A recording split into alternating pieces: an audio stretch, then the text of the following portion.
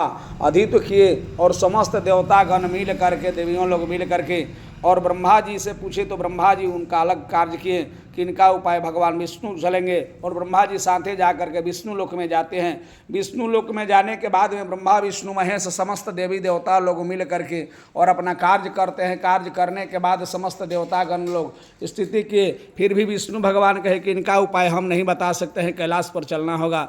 फिर भगवान भोलेनाथ के पास में कैलाश पर लोग पहुँचे। कैलाश पर जाते ही समस्त देवी देवताओं लोग वहाँ स्तुति किए। भगवान शिव प्रकट हो करके और गुस्सा में हो करके भवें उनका टेढ़ी हो गई।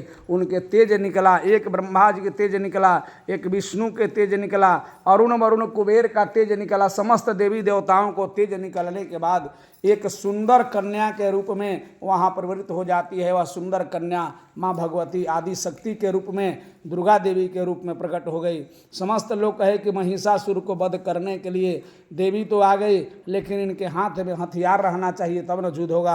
ऐसे वचन को कहने के बाद में महादेव जी अपने शूल से शूल निकाल करके दे देते हैं। फिर ब्रह्मा जी कमंडल दे देते हैं, विष्णु भगवान चक्र गदा दे देते हैं। अन्य देवताओं ने अपना अपना अस्त्र, अरुण वरुण धनुष बाण तलवार, नाग देवता ने नक को मिलाने वाला ऐसा पुष्प की माला दी, समुद्र ने अक्षर दिया, सूर्य भगवान ने किरण दे दी। समस्त देवी देवता लोग अपना अपना अस्त्र शस्त्र दे करके माँ देवी को स्तुति करके और कहे कि हे माँ भगवती, महिषासुर बहुत दुष्ट है, हर देवताओं को, समस्त गणों को, संतों को अत्याचार किया है, उनको वध करने के लिए कार्य करें।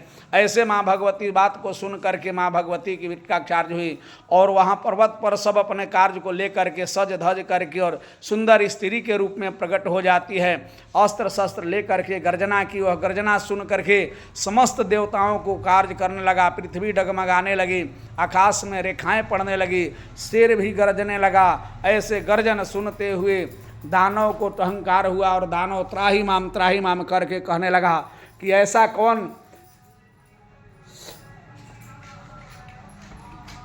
कौन सा शत्रु हमको प्रकट हुआ जो कि अभी हमारे सामने बोलने वाला कोई नहीं था, लेकिन आ करके और ऐसा अहंकार की है। ऐसे दुष्ट को जाकर पकड़ अपने दूत को विदा करता है तथा दूत वहाँ पर जा करके देखा कि एक सुंदर कन्या यहाँ बैठी है और अहंकार कर रही है, हंस रही है, पान खा रही है। इसीलिए देवी को पान भी चढ़ाया जाता है। लगा हुआ पान चढ़ाने से माँ भगवती असुरेश्वर को वध करने के लिए, हर दानव को वध करने के पहले माँ भगवती पहले कार्य की है। उसी कार्य को लेकर के माँ भगवती वहाँ पर कार्य की और पूछी कि हे दूत, तुम क्या चाहते हो सो बोलो। दूत ने कहा कि हे देवी, तुम तो अति सुंदरी हो, अरुण वरुण का पास हीरा मोती जवाहर जो भी इंद्र वाला कार्य किया गया, समुद्र ले जो उज्ज्वल सर्वा नाम का वृक्ष निकला था, अप्सराएं सब लोग हमारे असुरेश्वर के पास रानी बन गई, तुम भी उनके रानी बन जाओ, उनसे विवाह कर लो, तुम्हारा गौरव रहेगा, अन्यथा हम लोग खींच कर ले जाएंगे झोटा पकड़ के तो गौरव नष्ट हो जाएगा।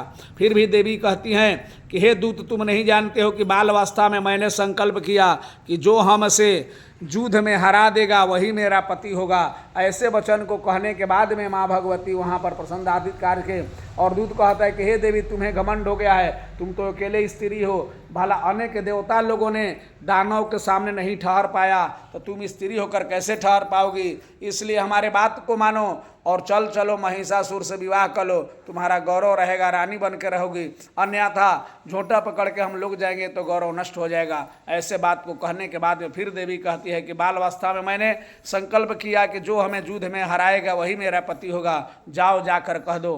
फिर भी महिषासुर के पास जा करके ये दूत लोग कहते हैं, महिषासुर गुस्सा में आ करके 60,000 सेनाओं को विदा करता है। माँ भगवती अपने तीक्ष्ण तलवारों द्वारा, बाणों द्वारा अहंकार को चूर करने के लिए महिषासुर के दूत को नष्ट कर देती है। फिर आकाशों से बारिश आती है, ऐसे फूलों की बारिश बरतने लगी, नगड़ा बजाने लगा। सब लोग देवताओं लोग त्राही त्राही करते थे, जो थोड़ा सा खुश हो करके और आनंद करने लगे। ऐसे देवी की जय हो, देवी की जय हो, ऐसे चारों तरफ से घोषणा होने लगा। प्रेम से बोलिए महाकाली की जय, महालक्ष्मी की जय, माँ सरस्वती की जय, माता रानी की जय, सर्वदेवस्थान की जय।